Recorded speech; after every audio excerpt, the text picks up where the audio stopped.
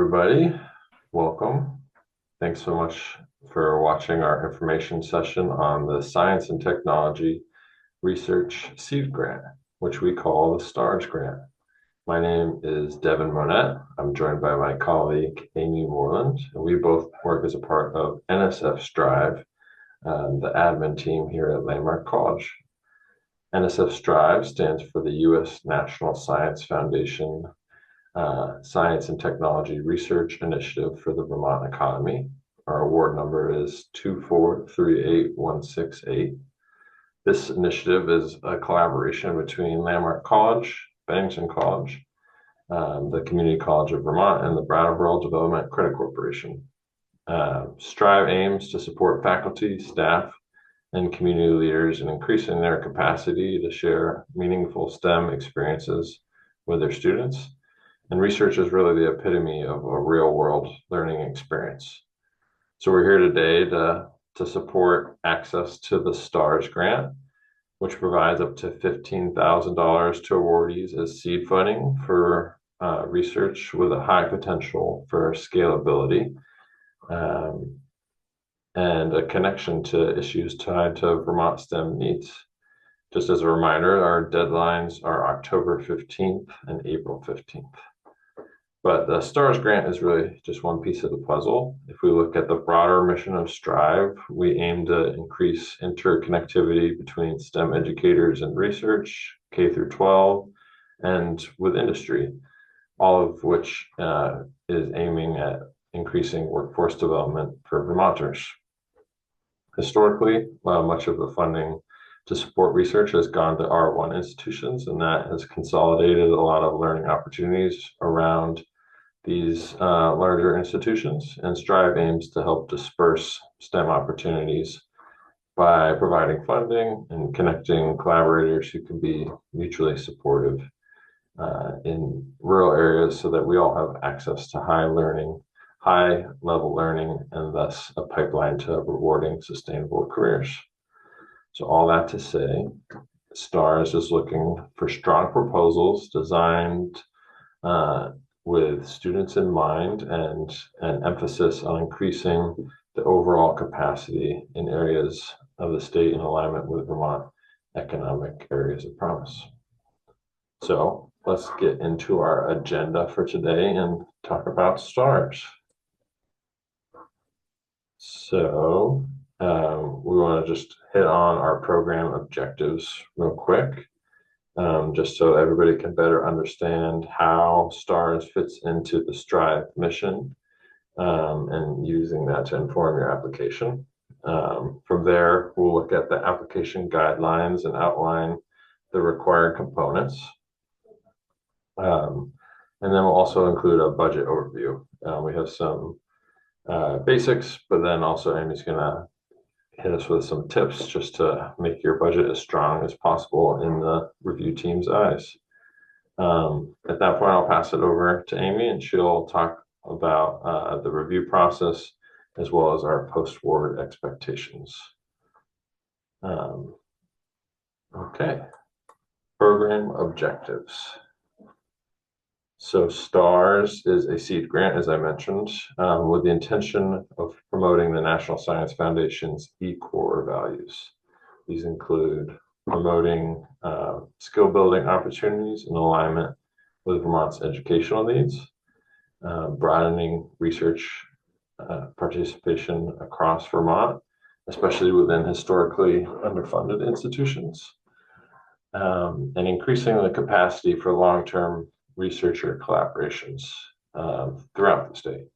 So this is essentially what we refer to when we talk about a research ecosystem, and STaRS is aimed at increasing the number of new nodes in this system and just making more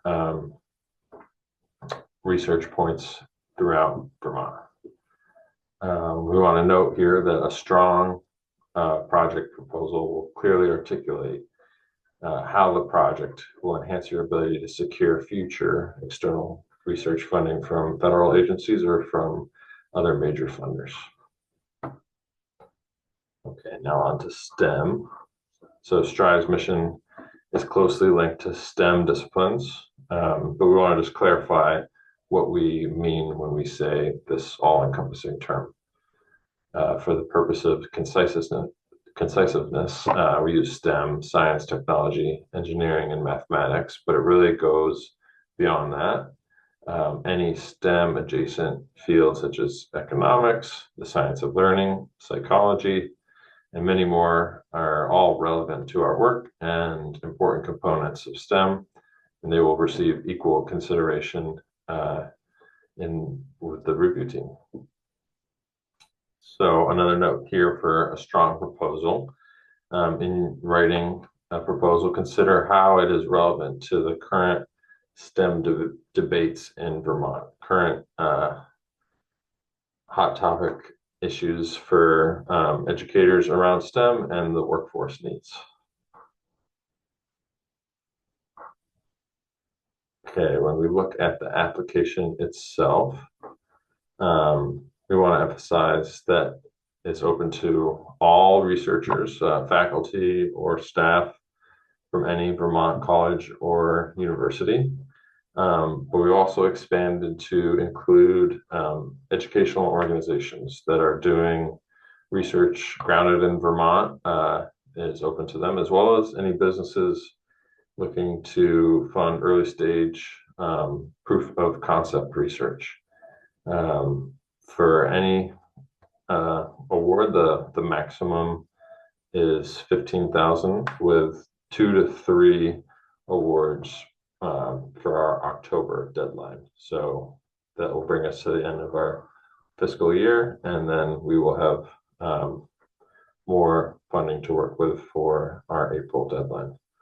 So just to reiterate that, right, going forward, we'll have deadlines on October 15th and then again in April 15th.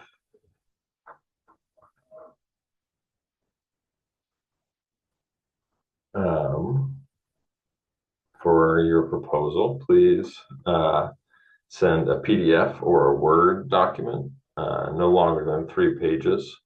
This doesn't include the budget or the bibliography. Please send those to admin@strivevt.org. You can also direct any questions or inquiries to this email address. We're happy to support you in your application process. For the application itself, please include a project cover sheet with a clear abstract, and then your project goals and a summary as outlined here. We really want to emphasize in your research questions or objectives, right? There's a strong emphasis on how this work addresses Vermont-based STEM gaps and skills, and providing students with skill opportunities while strengthening the research capacity of your institution or organization. Those are tips that the review team really likes to see. So just thinking about that in your considerations. From there, project description, just giving context for why this research question is relevant in the literature, and your planned activities and methodologies.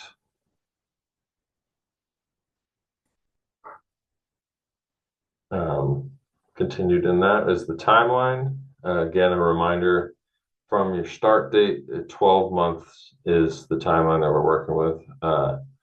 After the deadline closes, we expect to get decisions out to people within 1 month. So we can anticipate for this deadline a November 15th start time and the 12-month cycle following that. Lastly, providing some justification for your STaRS funding. How will this funding benefit the greater growth of STEM education in Vermont? How is this project situated within the framework of theory? And lastly, why is seed funding necessary? And that includes a well thought out anticipated submission target outside of or beyond this proposal. So where we want to see evidence of thinking through what the next steps are and bringing this project to a larger funder and how it will scale up for that timeline. Okay, on to the budget.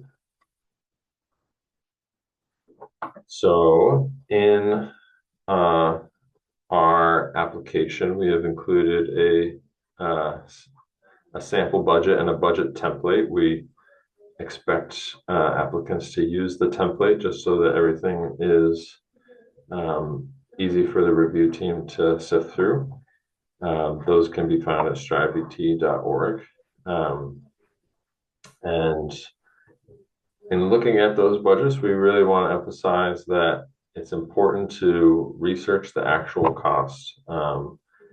Rounded numbers or estimates are frowned upon and will negatively impact the scoring from the review team. So really finding the specific items and noting the price shows a well thought out budget and is really what the review team is looking for. That being said, right, equipment costs can't exceed $5,000, and the types of work that is allowable are field or archival research, data collection, travel research, laboratory equipment and supplies, workforce development activities, and within STEM courses, and student research internships. I think that covers it. Amy, do you want to take over from here? Sure, you can go to the next slide. So just a few tips to zoom in a little bit on the budget as you're thinking about it. So you've created this really excellent project proposal, and we want to make sure the review team sees that you have aligned your really thought out project narrative with your budget. Your budget has aligned to really support your project. So we want this to be a thoughtful complementary piece to your whole design. So as Devin said, really think beyond the round numbers, spend some time to research what you need and provide those actual costs. So for example, you might see in the sample budget, the student research intern. This is an estimate personnel cost of student interns for 5 hours a week for 12 weeks at the Vermont minimum wage. So doing that math, we get our nice number there of expected cost to hire those student intern. So just really specific in that kind of way. So that tip there, just think about, is this per hour? Could this be a stipend? You can think about that as you align your budget to your project narrative. As we go down to the direct expenses, think about if you have some travel cost in there, think big. Work with your institution's research admin or other support to do these travel estimators. Oftentimes your institution knows kind of some basic estimations for what travel costs across a 3-day conference. Do you fly to it? Do you drive to it? What kind of mileage or airfare hotel estimates and reimbursements would we be looking at?